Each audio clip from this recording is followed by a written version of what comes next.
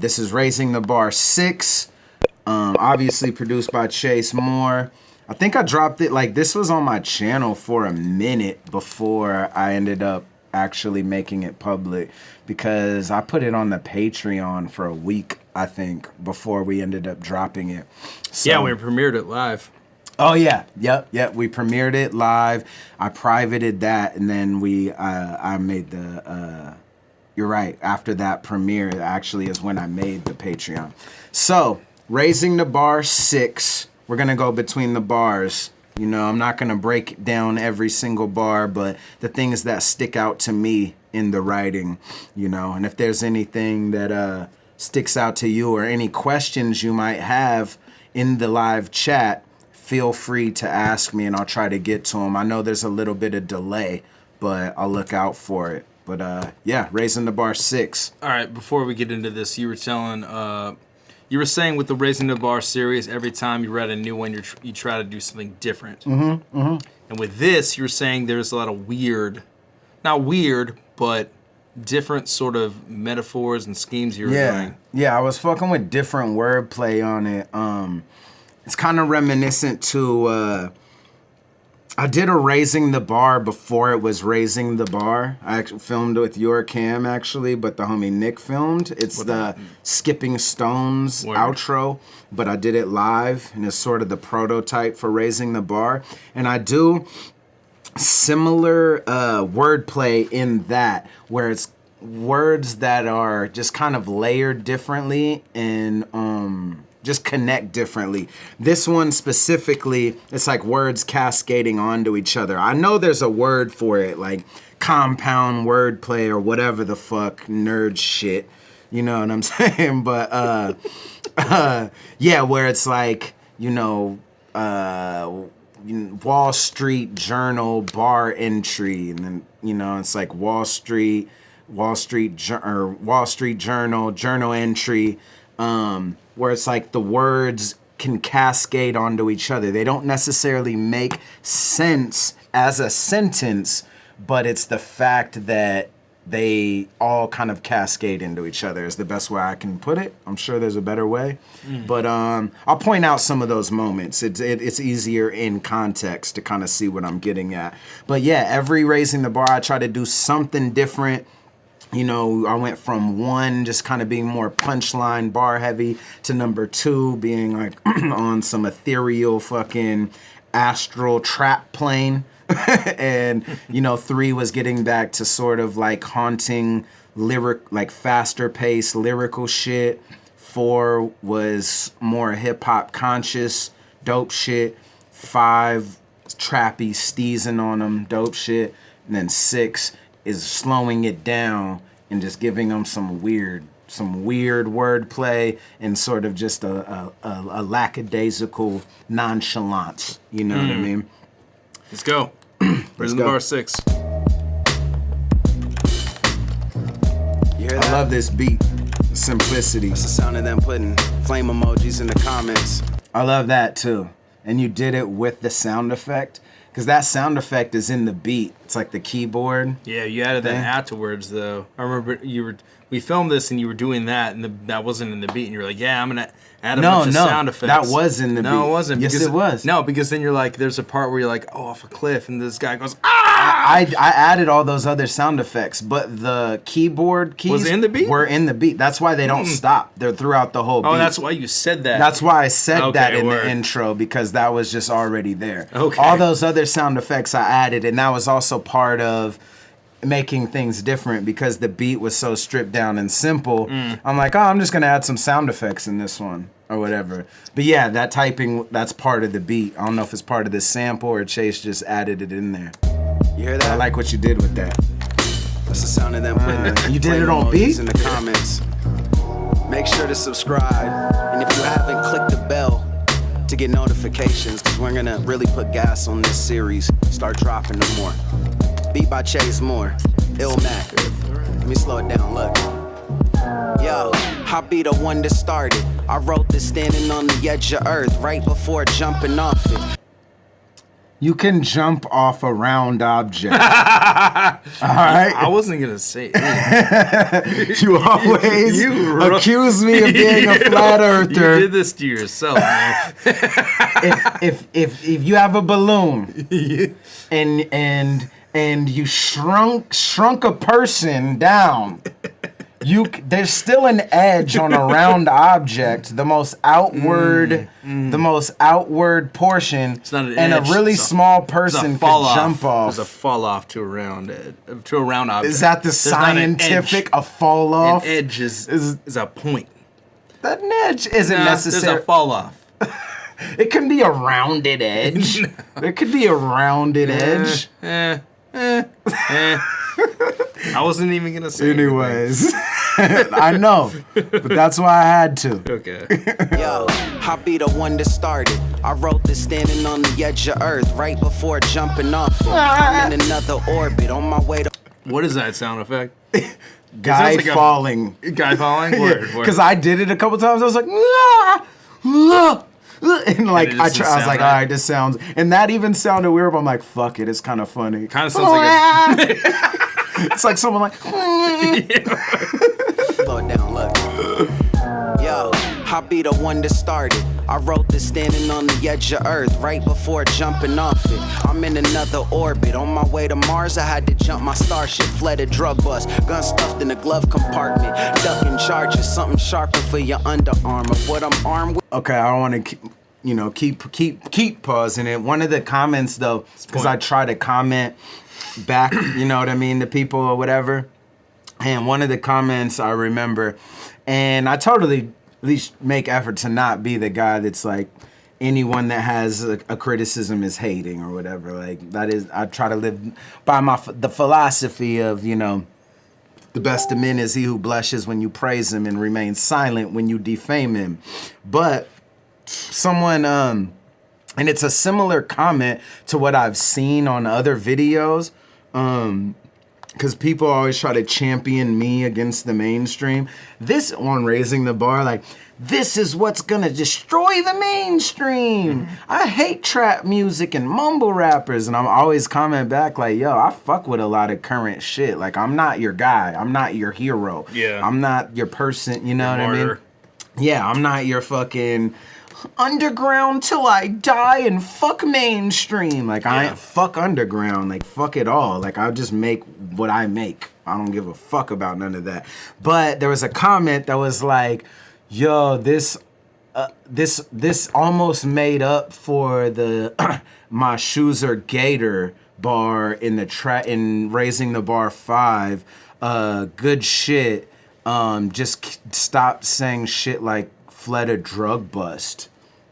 And I'm like, first of all, you square. There's wordplay you're obviously not getting here. Because on number 5, when I say my shoes are gator, for one, it's talking about fly shit. But for 2, I said suit yourself.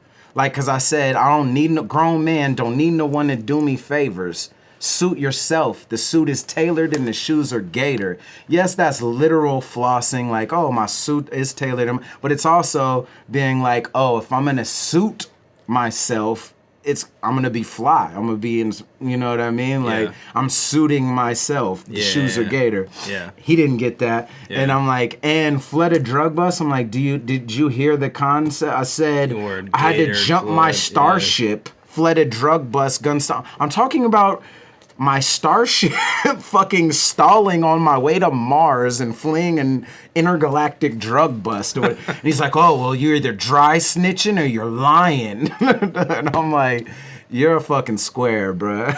And I'm like, I'm done with this conversation. But don't tell me about what I can and can't rap about. Ducking charges, something sharper for your underarm. Of what I'm armed with could cut a carpet. The flow was bartered, let it flood the market. I met my higher self. He told me hustle harder. Now I work for myself and now I don't give a fuck department. Hybrid breed like my weed brought a joint. That shit they smoking got that shake in it like a Polaroid. An outsider. No, I ain't soda, but I'm overjoyed cause my neck and wrist.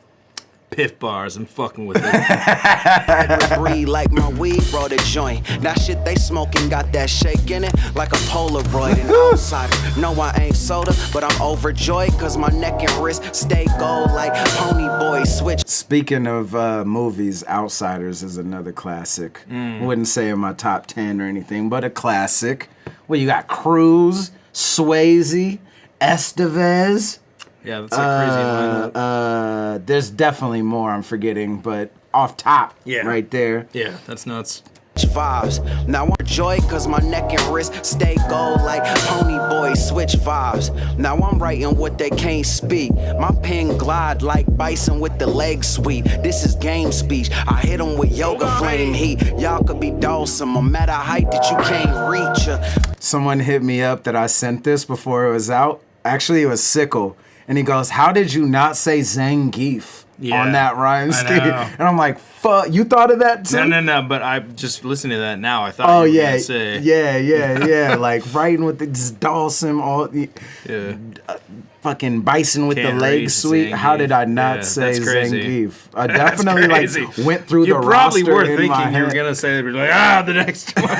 Right, exactly. Bar flame glide like bison with the leg sweep. This is game speech. I hit them with yoga flame heat. Y'all could be Dawson, no matter height that you can't reach. Do you play Street Fighter a lot when you're like growing up? Yeah. I was never really good. Guile. Guile? Yeah, Could he's you a do hard character too. The kick? The kick thing? Yeah. Not the spinning kick, the fucking crescent kick. Yeah. that? I only That's at rough. one point, like, what was it? The one on NES, I believe, Yeah. is when I started to get. That might have been the first shit. Anyways, SNES.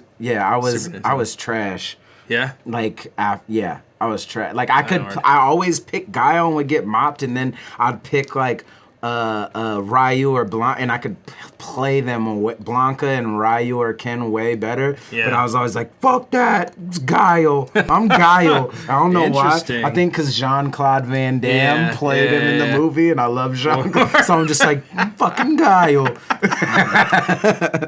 That's amazing. Hell yeah. Bar fly on the Wall Street journey. Dawson, no matter height that you can't reach. And this is an example of the wordplay we were talking about in the intro. This next line, like right here, where it starts with bar fly on the wall. I hit them with yoga flame heat. Y'all could be Dawson, no matter height that you can't reach.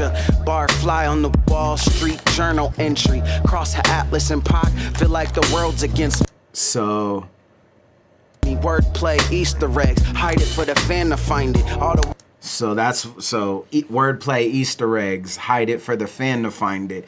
Because I said, which if you just hear it, bar fly on the Wall Street journal entry, you're like, you're just trying to rhyme world against me. You know, like, what the fuck are you talking about, bruh? But bar fly on the wall, Wall Street journal entry.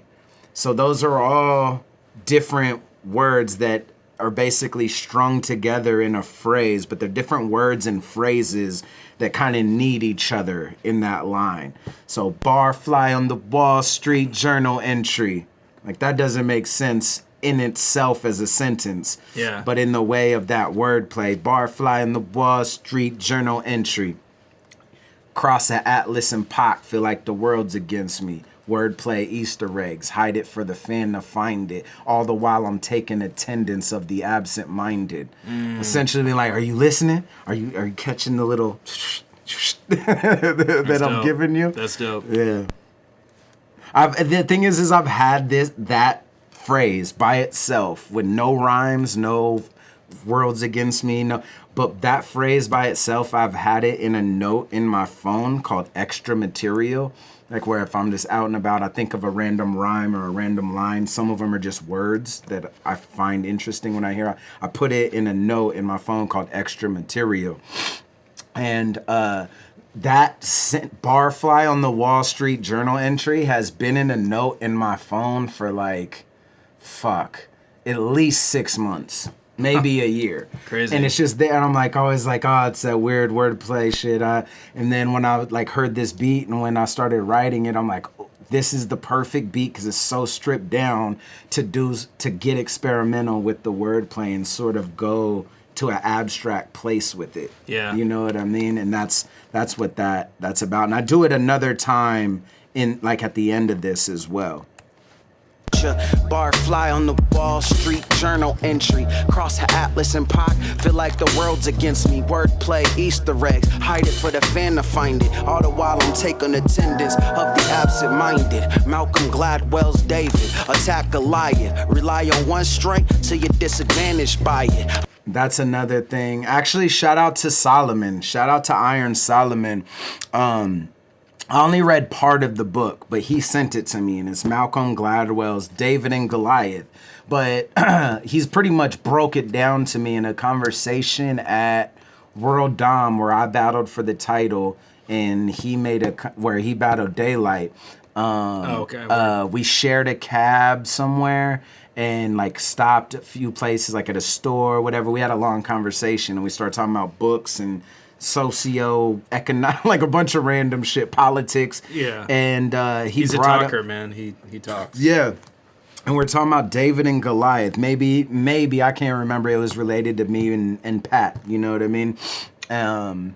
I could see that conversation going like, oh, everyone thinks I'm going to use the David and Goliath angle, because I didn't. But then him being like, oh, well, you know Malcolm Gladwell's David and Goliath, and I'm like, nah, what's up? And then he put me on game of like Malcolm Gladwell has a book called David and Goliath, and the general kind of idea behind it is that history looks at that battle like the underdog won, when in reality the underdog was Goliath.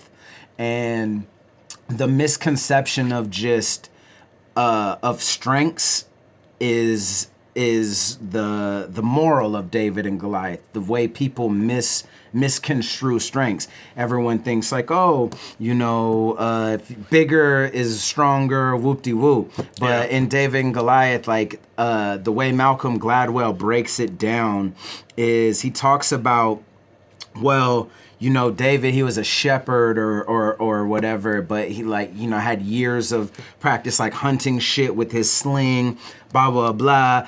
Goliath, he says this specific quote, like, which signifies he might have had gigantism or whatever the thing is, where it's like they have bad vision and they're like way overgrown. He had like 2 big swords. Someone had to help him down the hill to carry his shit. And he's like, which one of y'all want it? And everyone's like, what? And this little ass was like, I got him. And then they compare like the strength of, at that time, like someone whipping, I think it's like at the speed of a bullet or something. Yeah. And so they're talking about like this fool, basically the synopsis is like Goliath had no chance. You know what I mean? Yeah. But everyone looks at it like the underdog won. But when you break it down, you know, that he didn't get anywhere close to Goliath. Goliath was expecting close combat. Yeah. You know what I mean? Yeah. And he was expecting a warrior to come fight it. And this fool David just walked a little bit down the hill like, all right, bow, and just killed, like shot him in the head. Yeah. And everyone's like, what the fuck? Yeah. And so that's the kind of the sort of idea in Malcolm Gladwell's David and Goliath, is that we can misconstrue strength and sort of look at underdogs or, you know, the favorite in a light that we shouldn't, in a way, you know what I mean? And so that's what that line is referencing. David, attack Goliath in attendance of the absent-minded. Malcolm Gladwell's David, attack Goliath. Rely on one strength till you're disadvantaged by it. I'm at the White House, protesting acts of violence, throwing Molotovs, laughing. That's a riot. Stained glass windows to my soul, shatterproof. Mammoth fur coat, snaggletooth, tiger roam the manor loose. Raised by that. That's why it's, you know, make Malcolm Gladwell's David, attack Goliath, rely on one strength till you're disadvantaged by it. And that was kind of the summary, the lyrical summary of the idea, you know what I mean? Like, oh, size, you have that strength over most, and then you rely on that, and then it gets used against you because you're slow, you can't, you get shot in the head with a fucking rock. But attack till you're disadvantaged by it. I'm at the White House protesting acts of violence, throwing Molotov throwing Molotovs, laughing. That's a riot. Yeah. That's a riot. Yeah. But really, the next line is what I wanted to talk about. I'm forgetting. Shatterproof. Oh, the stained glass windows to my soul, shatterproof. Mammoth fur coat, snaggle tooth, tiger roam the manor loose. Everyone's like, I seen like a comment. I might have been on this Raising the Bar where someone's like, "Don't you mean saber tooth?"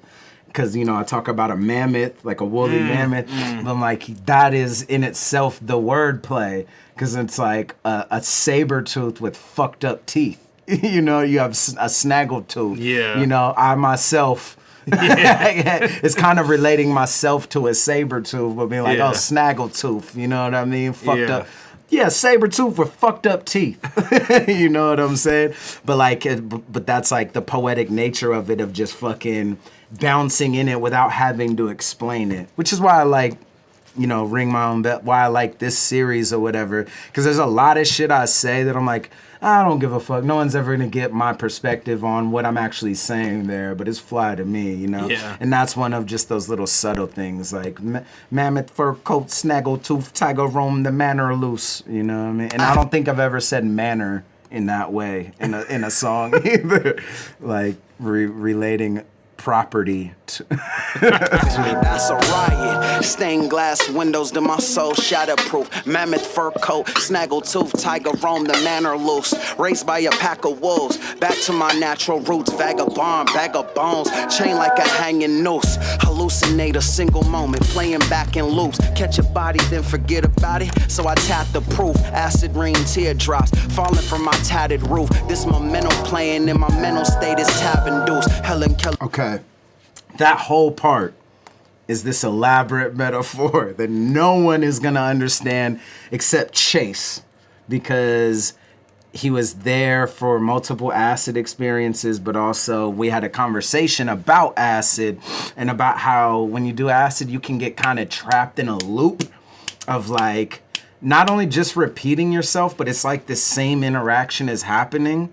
Like you can just get caught in a loop a little bit in your head, to where you're just like, oh yeah, the beer is good. Like, the beer is good. You know, the beer is good. And it ain't just repeating yourself. It's almost like when you're perceiving it in the moment, it's like you're having the same interaction. Like the person is saying the same thing. It's like a weird brain loop.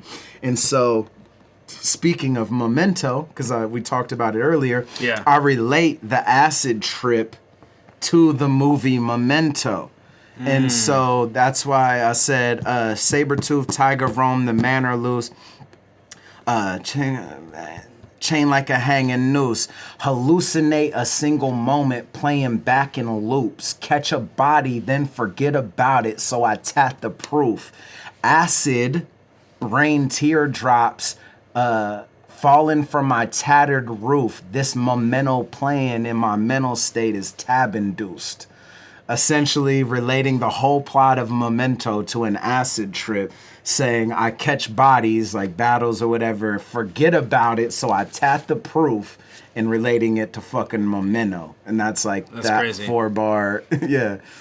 Chain like a hanging noose. Hallucinate a single moment, playing back in loops. Catch a body, then forget about it. So I tap the proof. Acid rain, teardrops falling from my tattered roof. This momentum playing in my mental state is tab induced. Helen Keller's third eye watching, but can't help remember all the secrets that I never tell her. Take them to the grave, probably rot in hell forever. Freezing with a wet umbrella. Ate her pussy frying, and I swear I felt the smell together. Nair.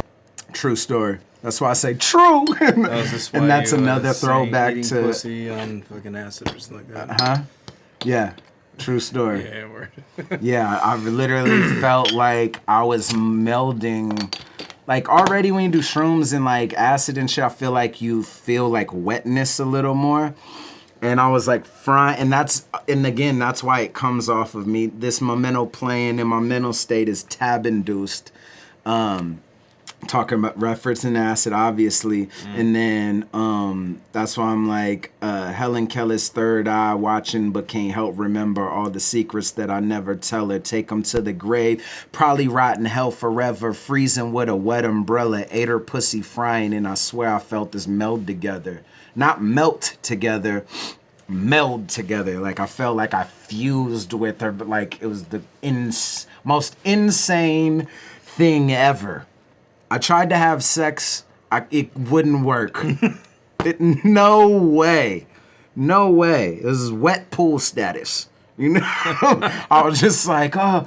And then just ate the pussy, and I literally it was insane.